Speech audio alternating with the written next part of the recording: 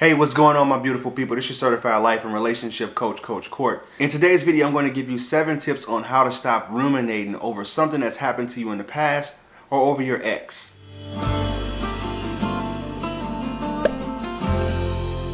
Thank you for sticking around.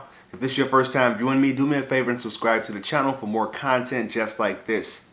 Before I get into the content, if you want my help personally, reach out to me on my website at www.fruitfulseeds.com and leave me an email no longer than 500 words.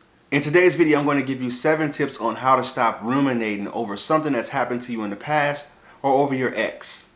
And the very first way that I say, this is all my tips, all right? This is what helped me heal. This is what helped me to move on for certain things that happened and also things that still happen to me today. The very first thing you want to do is to identify and avoid whatever is triggering you. So if you've had some experiences with your ex, and there's certain places you went to go eat together, certain shows you guys used to watch. If you still have their phone number, if you still have their pictures in your phone, try to avoid going past those, looking at those. If it's certain times in the morning that you usually text that person, reassign something else to that time of the morning. If you, instead of texting them good morning, wake up and check your email. Wake up or get up and move or do something that you normally didn't do before. So you have to reassign something in replacement of those triggers. If going on their Instagram or going on their Facebook is something that will trigger you and make you want to reach out to them again, avoid that. Put a temporary block on them. You may not have to block them totally, but if it's time for you to take a social media detox, do that. Pull away. Make sure that you're able to stop from doing those things that you know is going to prevent you from healing. And identifying and avoiding those triggers is the very first thing to do. The second thing that I really urge you to do is to seek counseling or therapy. Now, I talked about this in the past a lot, how I didn't go to therapy. I went to counseling, but I didn't go to therapy. But counseling I quit shortly after because I was able to seek out the resources and the skills that I needed to heal myself. This doesn't work for everybody. But for you, if this is something that you feel you need, because you keep doing the same old things that you've done in the past, you're going to continue to get the same old results. So if you're able to do certain things that works for you, please do so. And I feel that counseling and therapy is needed for a lot of people because it's hard for people to sit and be by themselves and not be able to discuss these things with somebody that's a qualified professional. So if you need to go and do that, I suggest that you do. The third thing that I suggest you do is visualization. Now, this is something that I learned from reading books and on my path to personal development and my own healing journey. Now, when I say visualization is, what I do is I'll close my mind. I can't remember what book this was that I learned it from. I close my eyes and I will picture in my mind a stop sign. I will picture a stop sign. Whenever thoughts started to become really overwhelming, I picture that stop sign in my mind to kind of give my mind a little visualization of physically stopping yourself, stopping your thoughts, stopping your train of thoughts, I would say.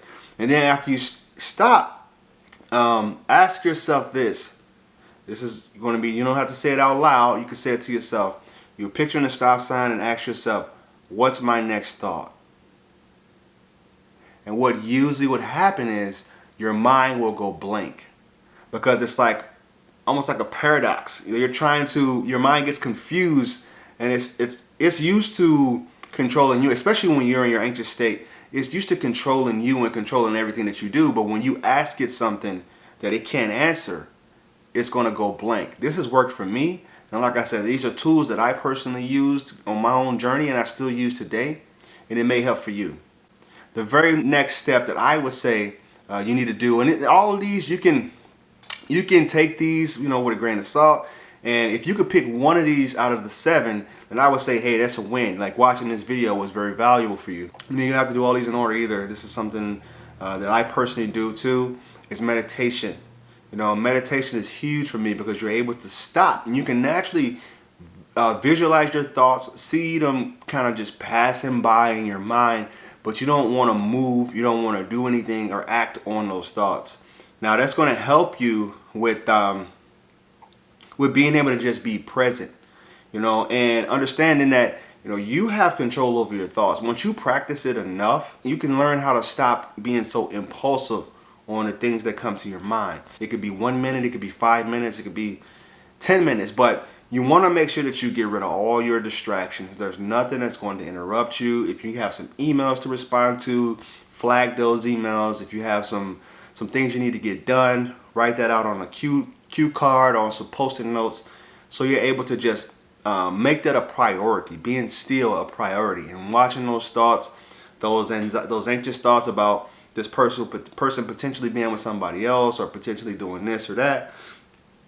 This is the time where you give yourself you allow yourself the opportunity to think about those things and let them pass. Because what happens is when you try to force yourself to stop doing something so intensely, it's just going to give you the opposite effect. So if you give yourself the time to let this happen, don't beat yourself up and say, hey, something's wrong with me. I can't stop thinking about this person. I must be going crazy. I must be going insane.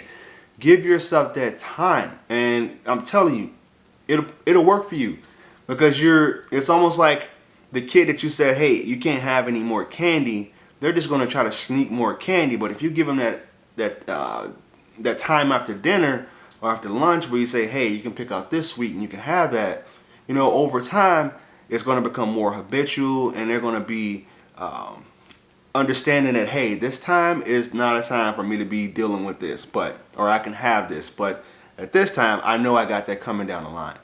And the next thing I want you guys to do is to it's kind of goes hand in hand with meditation and stuff. It's more mindfulness.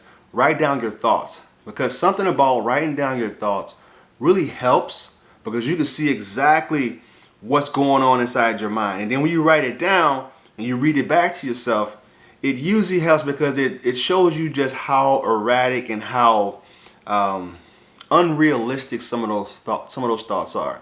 Now you may not want to use a notepad. You can use your cell phone. You can take it in your notes in your cell phone.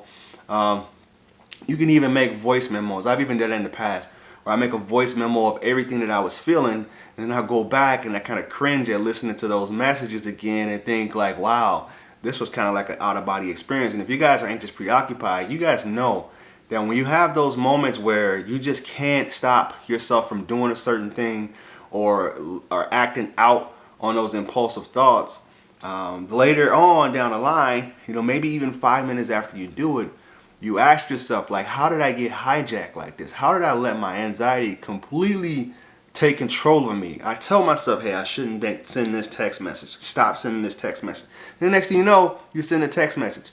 You're like, man, what was that all about? So if you do a voice memo or write that stuff down, then you're able to reflect on it and wait it out. When I was mentoring kids that wanted to get tattoos, for example, this is a very small example. Kids that wanted to get tattoos and stuff, I would say, write it down. Write down the idea. Wait about a month or two, and then go back and look at it and say, hey, if I still have a strong desire to get this tattoo, then this is probably something I really want to do.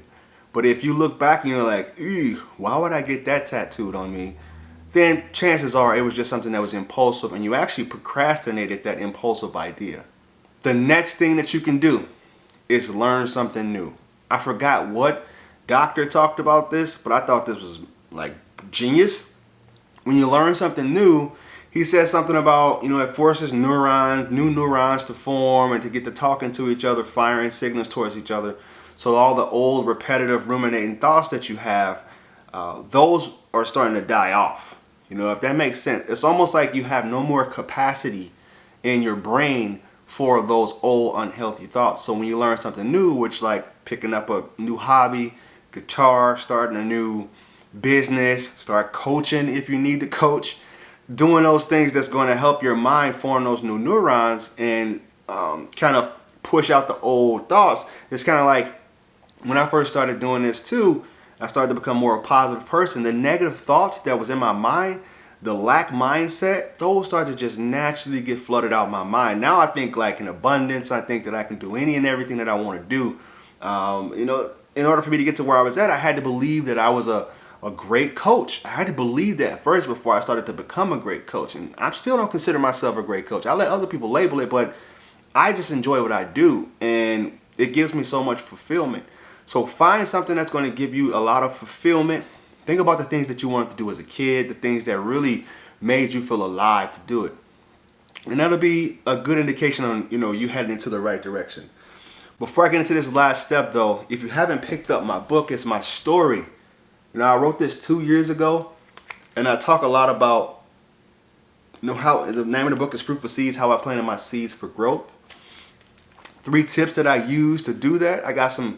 It's a really short book. It's only like $5, and it's kind of an intro to coaching. I wrote this 2 years ago. It's giving a little bit of explanation on how I felt when I was going through my divorce and when I was dealing with really tough times. And this book, if you guys want to pick it up to kind of give me a little bit of feedback on it, I'll take all feedback. I know people can be kind of brutal, but this is a good step for me because I'm working towards the books that I really want to write, and I felt like I had to get this out of my system. So that link is in the description below. It's on Amazon, and you can go pick it up. The audio book, if you sign up for Audible, you can get it for free. I appreciate you guys. The last thing that I do, the tips that stop me from ruminating over these negative thoughts and negative feelings, is I listen to nature sounds, or I listen to inspirational videos. There's a lot of those on YouTube. There's so many channels that have some really powerful kind of like meditative sounds, nature sounds, and I do this every single day. Like I'll listen to the waterfall. Like if I'm struggling, maybe I just had a difficult time with a client. Like I'll just listen to a waterfall. I'll go walk. I live right by the lake. I'll go walk outside, and I'll get myself active. But it's kind of like a dual purpose thing. I'll get a little bit of exercise in. I'll listen to the nature sounds, and I will just picture myself being in that place. I'll visualize myself being in wherever that waterfall is. I visualize it. So if you found this video of any value, please like, comment, and share this content.